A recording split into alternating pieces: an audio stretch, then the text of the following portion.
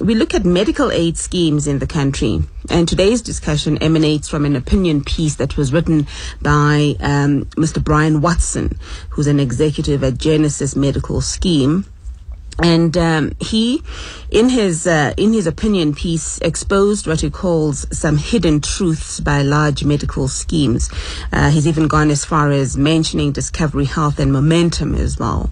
We've invited all of them for this discussion, and we'd also like your contribution as well, because you have a story to tell when it comes to medical aid schemes.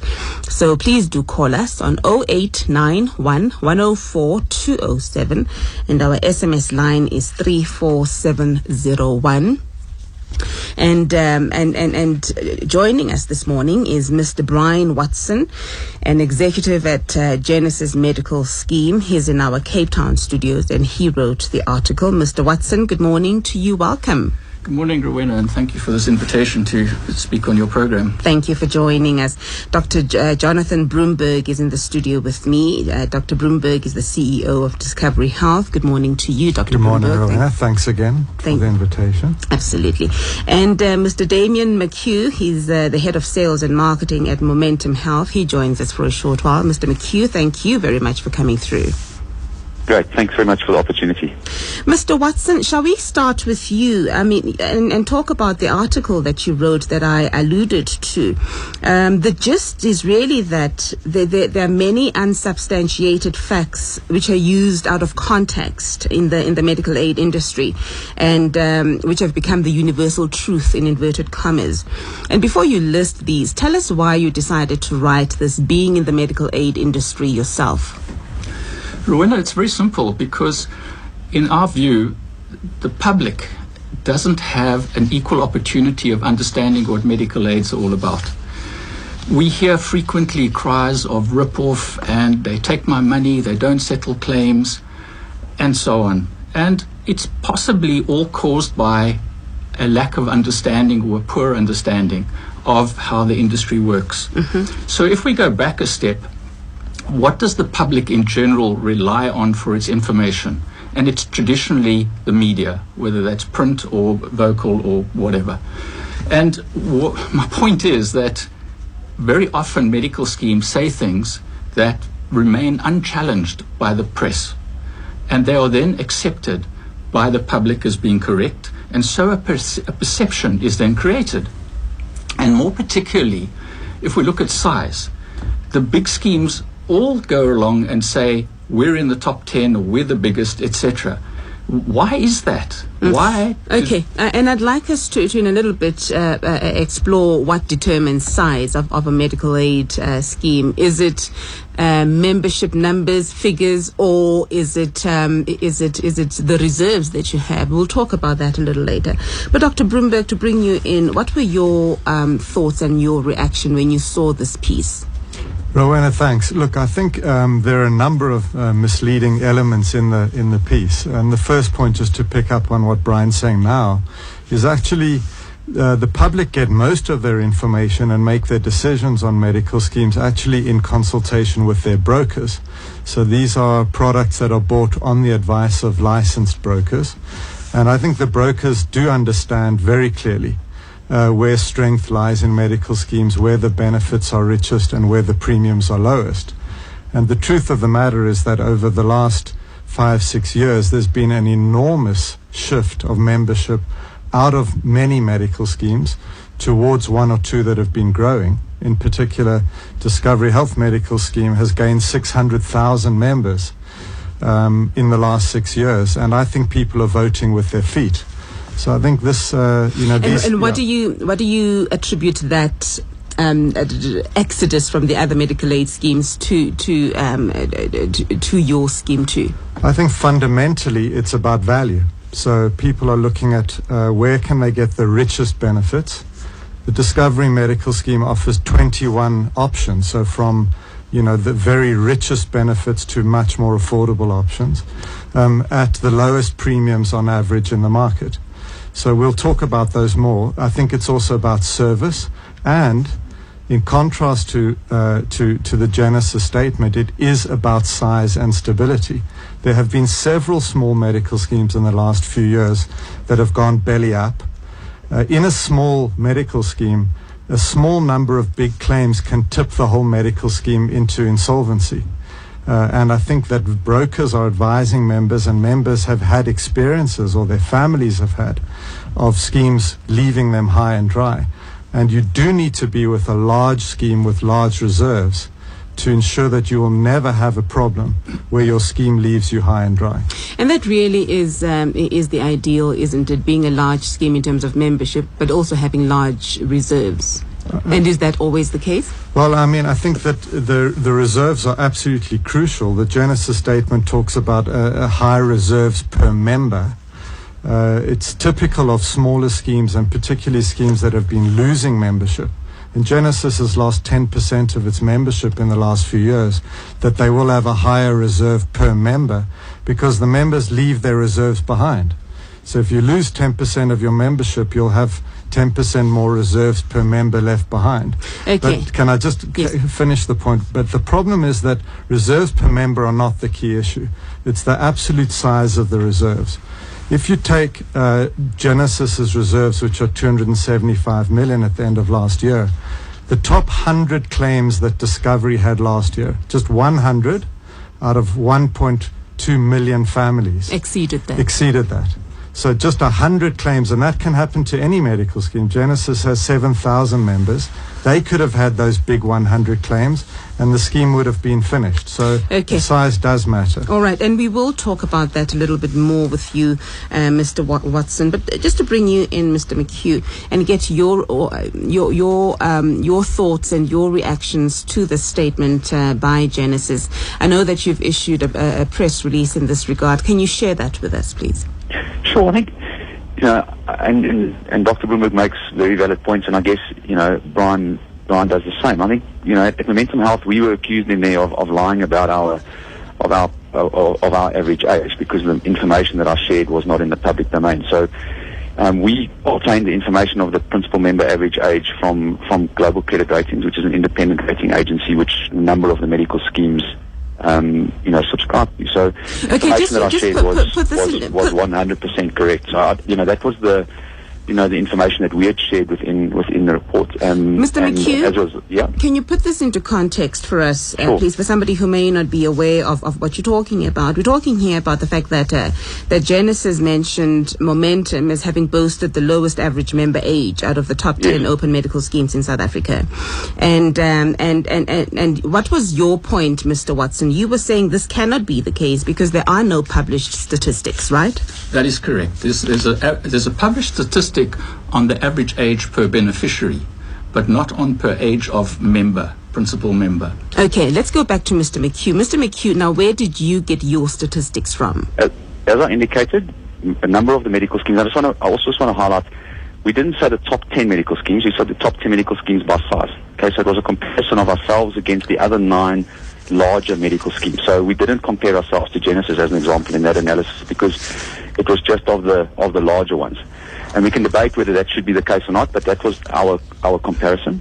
And we obtained our information from a credible report. It's called Global Credit Ratings. It's an independent rating agency that rates not just the financial stability of schemes. It looks at profile, because profile is important. The older you are, the more you'll tend to claim. So younger medical schemes that have a better profile will have lower claims ratios, which is true again in our in our experience. We have a claims ratio which is below 80% within the marketplace, which is one of the lowest, and it is the lowest of the larger 10 medical schemes within the country. So that's just really our point.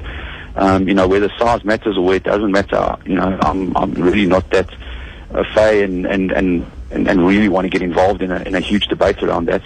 For us, it was around, we were accused of using information that was wrong. It's not wrong. It's available in the public domain. People can pay for those reports and read about every single medical scheme that subscribes to that.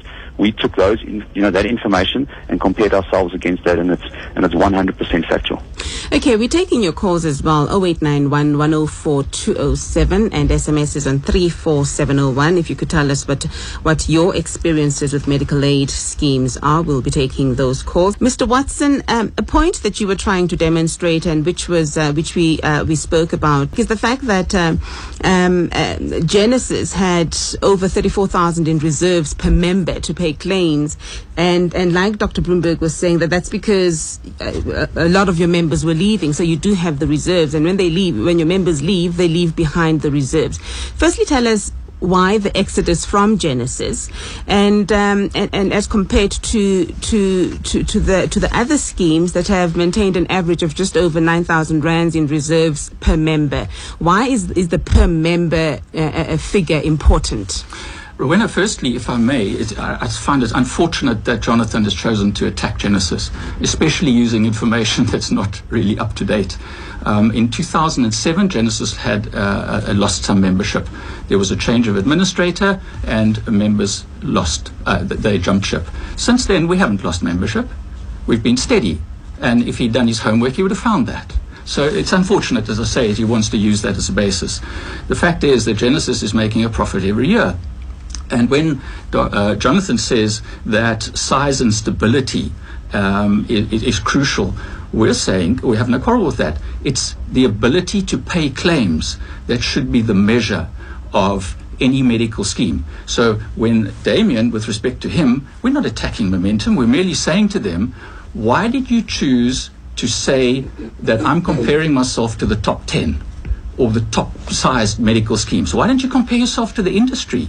Why are you sidelining a scheme which happens to be the fourth most solvent scheme in the country based on solvency level as measured by Regulation 29? Surely a member is concerned about the ability to pay claims. A medical scheme is nothing more than an administrator of money, in much the same way as a bank is.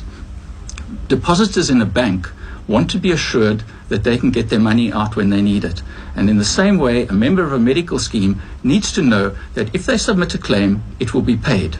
The argument that brokers know everything, well, Jonathan, you don't want to go there. Please, you don't want to go there, with respect. Okay. Let's take some calls. 089110, and I'll allow you to respond. Dr. Martin Jan, good morning to you. Thank you for joining us. Yes, hi there. Hello, Dr. Jan. Morning to you. Welcome. Many thanks. Yeah,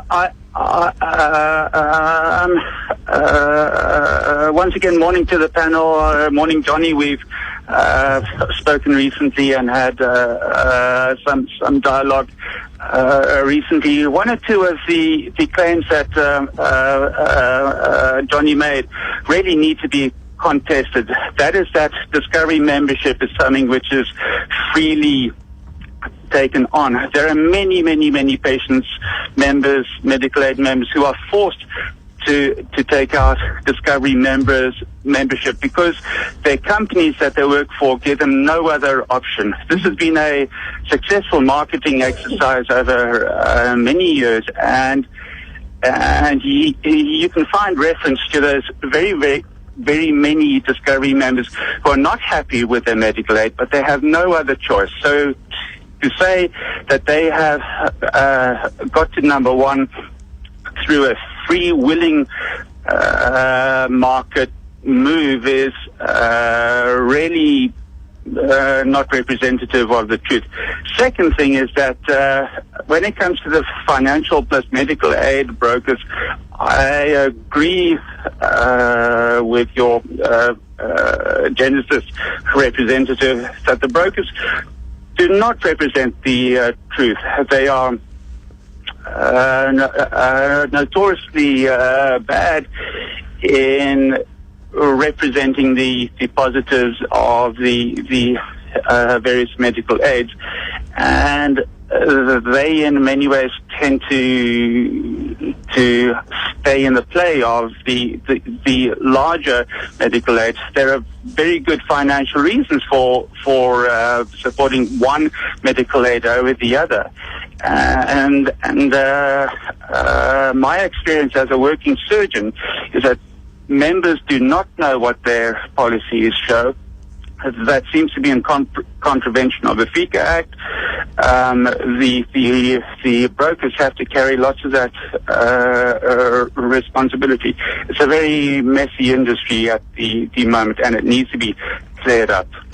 Dr. Jan, thank you very much for your contribution. You raised very many pertinent issues. Firstly, the fact that that discovery is the biggest, in inverted commas, because there really are no options when somebody, you're not given a wide pool to choose from when you at work from your employer, and I guess that's good for you because it means you've done something good in terms of your marketing. So that's the first point he raises. He also raises the fact that brokers don't really represent the whole truth. Would you like to comment on what he had to say? And then perhaps you could also comment, Mr. McHugh. Sure, thanks very much. So I think firstly, Martin, your point about companies, bear in mind that employers on an annual basis review their choice of medical scheme. So the market is working, and I take strong exception to your and Brian's negative comments on brokers. There are thousands of brokers out there. These are legitimate, hard-working business people. They're accredited and monitored and regulated by the Council for Medical Schemes, and they offer good and honest advice.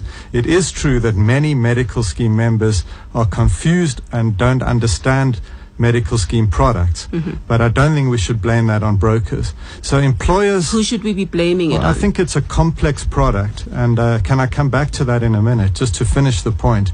Employers are choosing their medical scheme. Some of them do switch. And I'll tell you something else that's interesting. We have large numbers of employers where they do offer a choice of 2, 3, 4, 5 medical schemes. And what we find is when that choice is offered, literally nobody, sometimes 5 or 10 people in a year move away from Discovery towards the competitors. And it's the same point I made earlier. This is about value. Discovery has the widest range of options, the richest benefits, and generally the lowest premiums. And our members know that, and the members of other medical schemes know that, which is why we add 1,000 new policies every day. Mr. McHugh, excuse me, Momentum ranks number 9 out of 25 among the open schemes in terms of the average age of the beneficiaries, not number 1 like you had intimated. I'd like you to clarify that point for us, and also perhaps if you could give us your views on Dr. Jan's call. Yeah, I think firstly we must be clear that we're measuring two different things. When we say the average age of the principal member, and you indicate, and Brian's right, number 9 out of 25, the average age of the beneficiaries, are two different measures. So one looks at the whole family, and you divide, if let's say, for example, I was a 32-year-old single mom, and I had a 2-year-old child. The average age of the beneficiary is 32 plus 2, which is 34, and half of that is 17. So that's the average age of the beneficiary. The average age of the principal member would be 32. So those are the two different measures. We use the average age of the principal member, and it has been the industry norm for 10 years. In the last few years, as the information has been less, if you like, public, and the Council of Medical Schemes publishes the beneficiary age, the industries tend towards more of the beneficiary age. So when one looks at each one of those two measures, and neither of them are better than the other, I think there's issues with the beneficiary age as much as there's issues with the principal member age. You could be a 61-year-old and have a 2-year-old grandson that you're looking after, and it's on the medical aid, and your average age is 32. Now, is that better risk than someone who's a 32-year-old? So there are issues with using both measures, and I understand, the vice versa to using the principal member average age. Mr. We Watson, use principal member average age, and we're quite comfortable with that measure. So I think what we stated was not a lie or anything like that. So quite comfortable, 100% right. As a beneficiary age, we rank number 9. As principal member average age, out of the larger schemes, we rank number 1. There might be smaller schemes in the market who have a lower principal member average age than ours. Mr. Watson, what's your contention with that? My contention is this very simply, is that the so-called bigger schemes are eliminating any reference to the so-called smaller schemes. And I find that unfair. There are 26 or so open medical schemes in the market. Why not compare yourself to all of them? Now, the Medical Schemes Act, for better or worse, determines that every scheme must hold a solvency reserve of 25% of its gross annual contributions. And a number of the so-called big schemes are in breach of the law. Now, whether you think the law is correct or not, it is the law.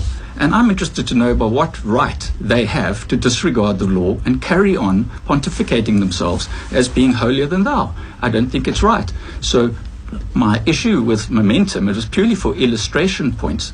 Purposes. We have no gripe with Damien or his medical scheme. It's just to say that why did you limit your comparison to the top 10 schemes? And why does everybody accept that number of members is the yardstick by which schemes should be measured? I reiterate, in my view, it is the ability to pay claims, because the members of Renaissance Medical Scheme, Humanity Medical Scheme, Omni Health Medical Scheme, will be very, very interested to know why their claims weren't paid when those schemes went into liquidation. Okay, all right, Mr. McHugh, we will let you go now. But before we do, we'll allow you 30 seconds, just for your final words.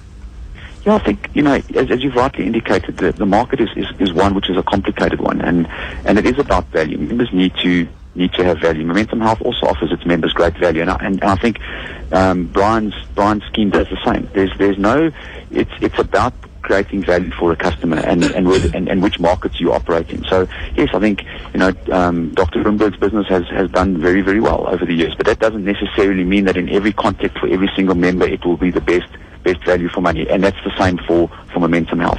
We believe we offer our customers really good value. We have some outstanding benefit changes within this year. We haven't increased any of our co-payments across any of our options this year. Our increase is one of the lower ones. We also have multi-discipline plans which members can select from. So I think it's about obtaining value, and that does, because we compared ourselves to the other 10 larger medical schemes, does not mean for a second that Brian's business doesn't offer its members value. So the fact that we use the other larger medical schemes as a barometer doesn't mean that they're all better than Genesis by definition. So okay. That wasn't our gripe with anybody. We were just comparing ourselves against some of the other larger players because it makes up the vast majority of the membership within the industry. Okay, thank you very much for having joined us. Mr. Damien McHugh is going to leave the conversation now.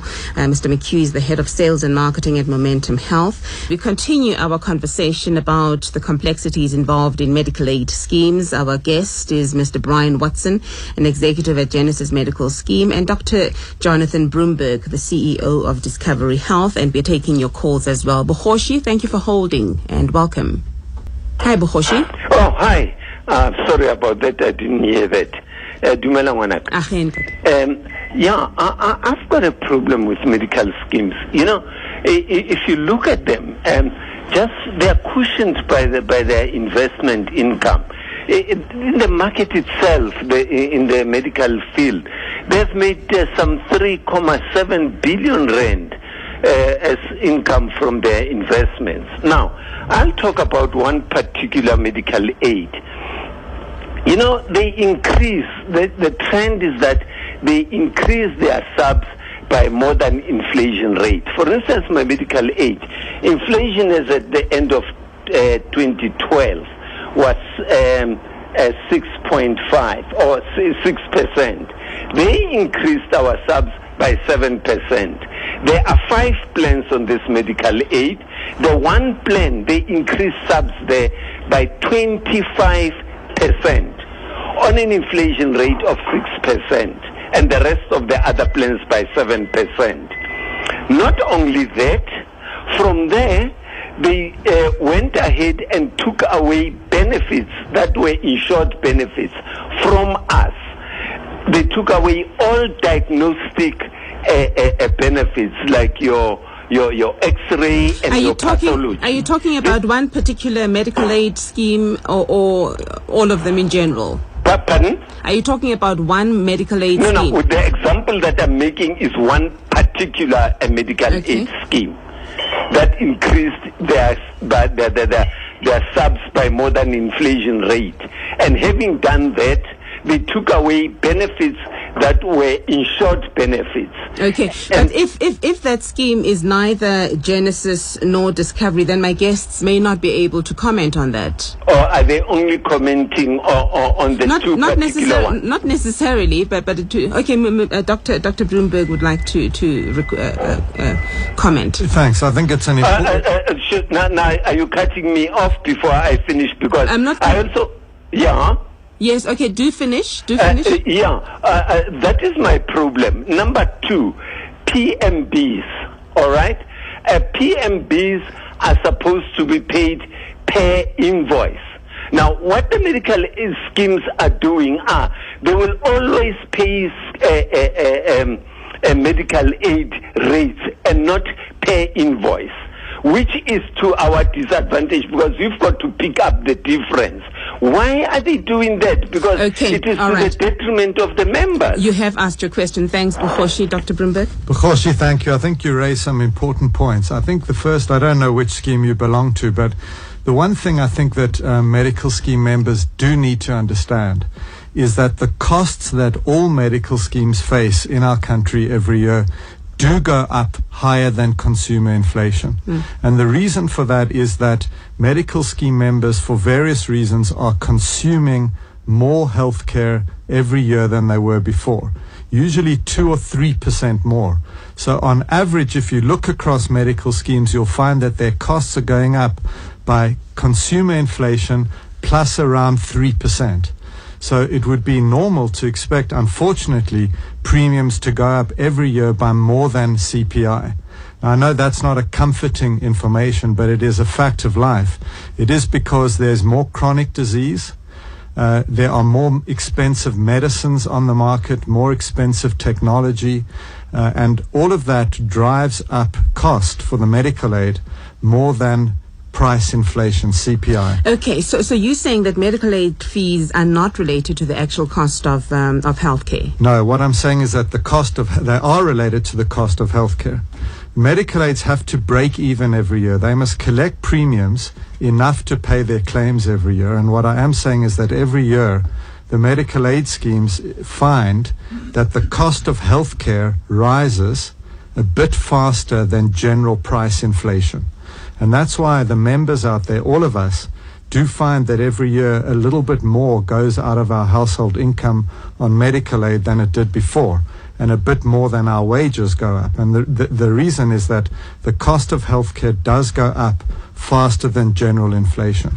Okay, let's talk to Sig in Randburg. Welcome, Sig. Good morning. Thank you very much, Rowena. I wanted to ask a couple of searching questions about watchdogs, ombudsman, and such likes. And yes, are the medical schemes themselves not obliged to be a watchdog over the private hospitals? Those are the only hospitals that work in this shocking country of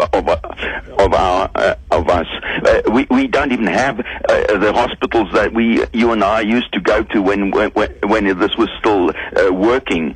Now we have to go to these exorbitant places, and they go up all the time. And are the medical schemes watching that? Shouldn't they get an ombudsman to watch the private hospitals? And the only ones that are working, because the other ones are totally destroyed. And then, what about a watchdog for the medical schemes? Have they got an ombudsman, and have they got other kinds of watchdogs? Have they got trustees? I know that the biggest Discovery did have trustees, and I was shocked when the trustees' wages, the trustees' income went up more than double. I don't know. It was a shocking figure that the trustees' wages went up by in 1 year, about 3, 4, 5, 6 years ago. They went up incredibly, and guess why?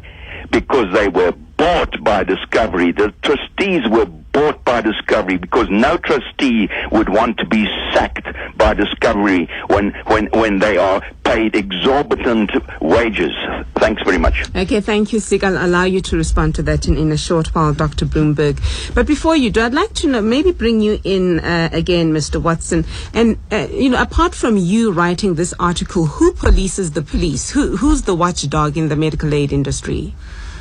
Well, Rowena, firstly, I think just to try and help Sig with his point, and I'll come to your point in a moment, it's helpful to remember that when a patient consults his doctor, there is a contract that exists between the doctor and the patient, and a medical scheme is not a party to that contract.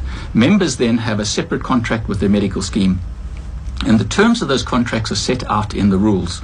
So when a member shouts at the medical scheme, all the medical scheme is doing is enforcing the rules of the contract that was set up.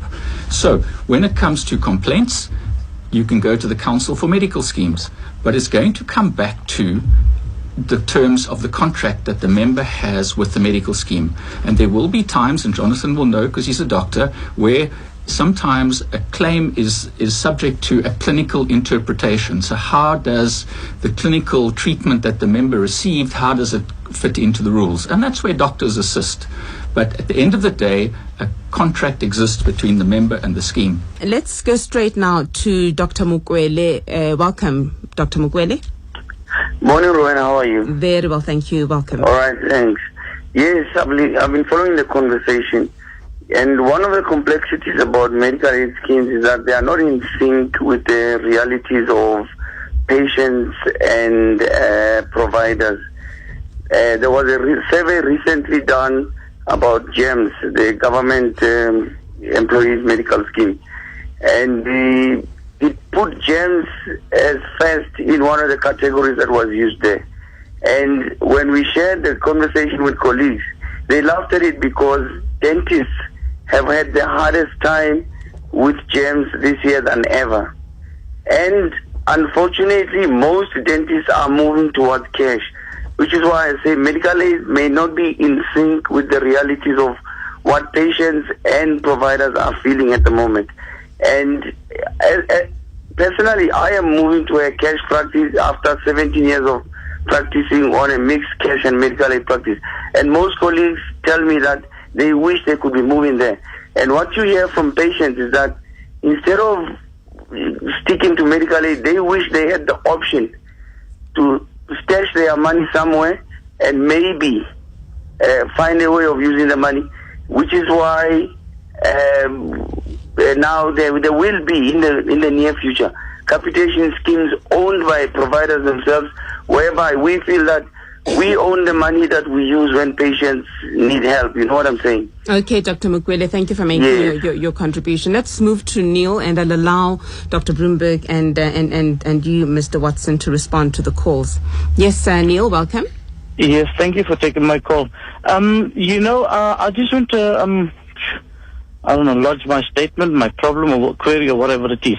All right, I've been on a Discovery now for about 4 years or so. And I do have a hospital plan, and I'm really, really, really sick. But I think it was sometime January last year. I had an incident. I just came back from a trip from China, and around about January, about 2-3 in the morning, I was in writhing pain, and quite seriously, it was quite a traumatic situation. Anyway, the ambulance rushed me to the hospital, and the doctors there on call determined that I needed to be admitted into hospital for observation and stuff like that. Yes. And I've got the hospital plan, not the full medical aid, but the normal hospital plan, coastal core, I think you call it. Anyway, the admin people at the hospital were struggling to get Discovery to authorize this so-called admittance.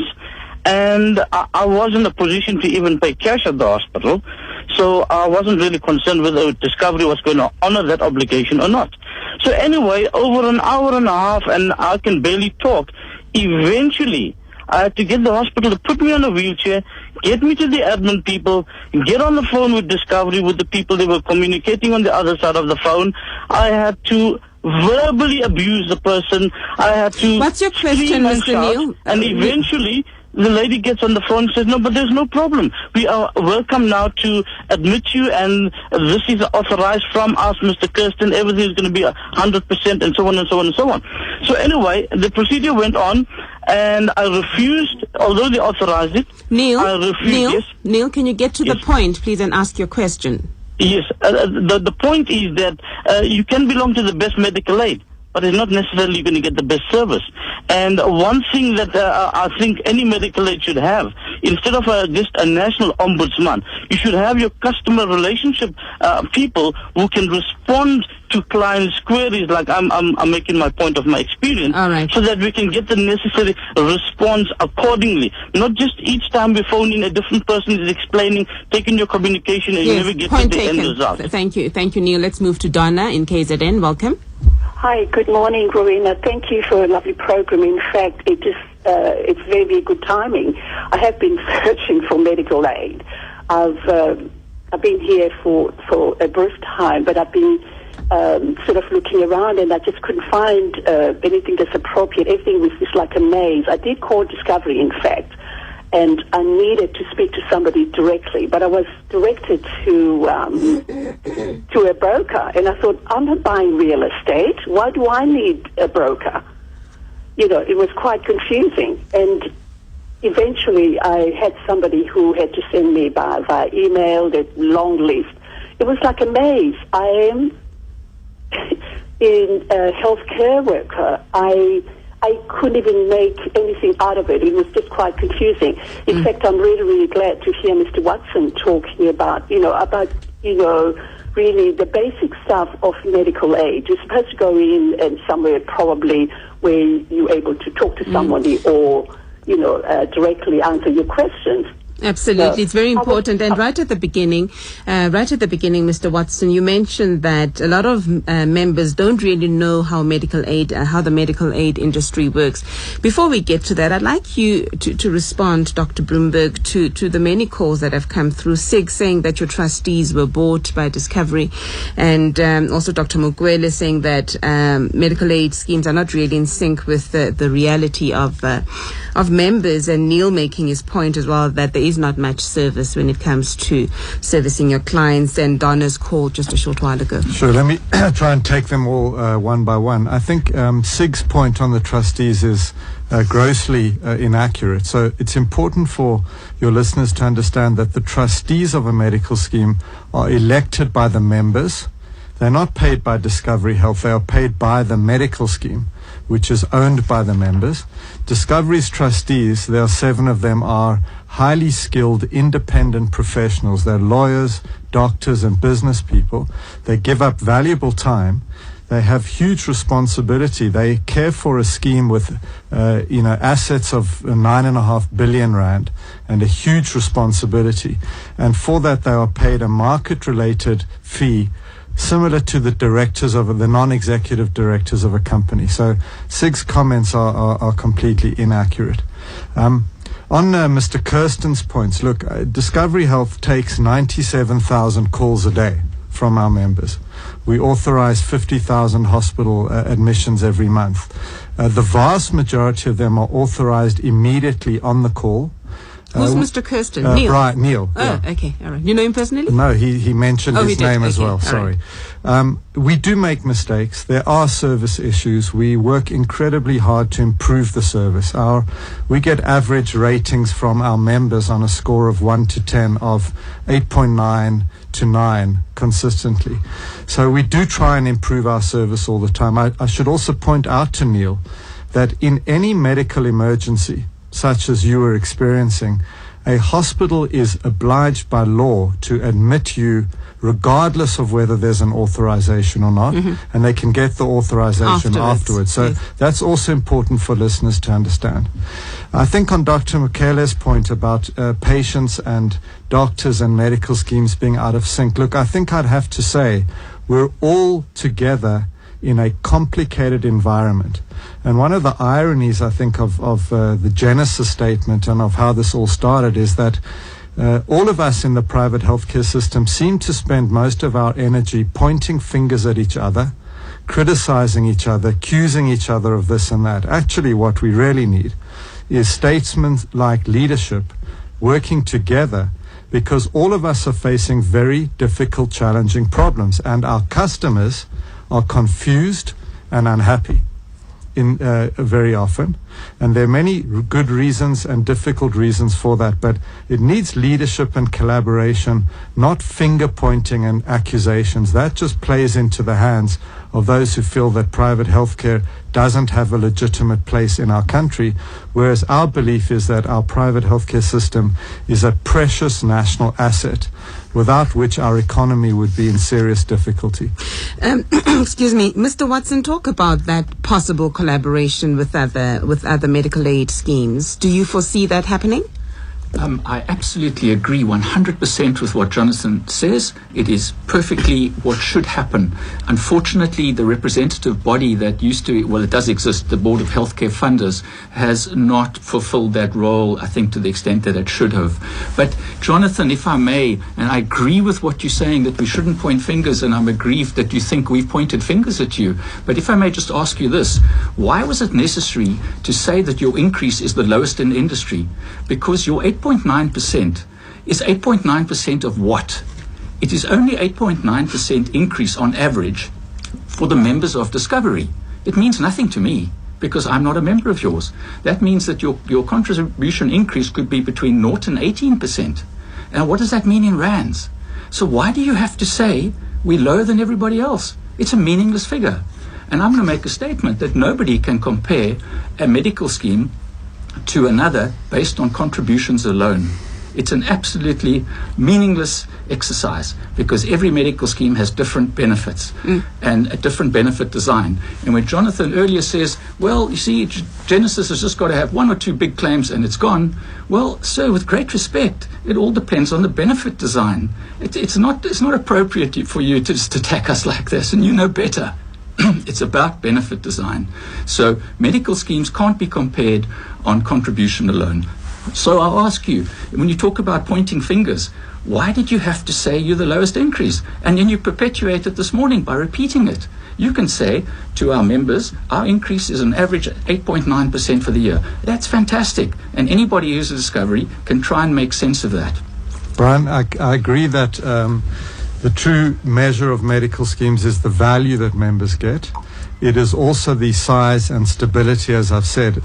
Benefit design is part of it, but any medical scheme of your size could have 100 claims like Discovery got last year, which would wipe out the reserve. So any financial expert, any regulator, anyone who understands financial services knows that a larger size scheme in an insurance environment is far safer than a smaller one.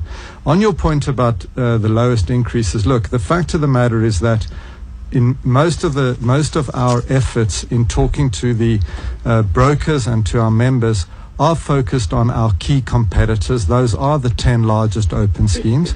We track the average annual increases, and over the last 4 years, 5 years, 6, 7 years, if you look at the averages, our increases have been the lowest. What actually matters, though, as you rightly say, is value, which is wide plan choice, good benefits for your family's needs, and premiums. And of course there's competition. That's good for customers. We welcome competition from you and from Momentum and from everybody else. I do think that this kind of, the statement you put out simply highlights conflict between stakeholders in the private sector rather than working together. So this all started with your statement, not with anything that we've said in response. Okay, and I'll allow you both to have your closing statements. But first, let's read some SMSs. Schemes like Discovery bribe and collude with brokers to win big business like Lonman, and they exclude black doctors with racist networks like, is it ISO Leso and PPN Optimum, while doctors get preference from most schemes, regards PDI Health Professional. I have had my approved chronic medication being paid from my savings, resulting in my funds being exhausted by March this year. Okay, I'm not sure where the question is. All right. Momentum sucks, and the only reason my company opted for Momentum is because the CEO has a family member working there, and due to this bad choice, I have to suffer. That's Paul. Got caught with a dishonest broker, and when reported to Discovery, it fell on deaf ears. Now I'm unable to join elsewhere, says Rashid. It's strange that not not one single caller is happy with their medical aid, says Paul. And those are the SMSs that have come through.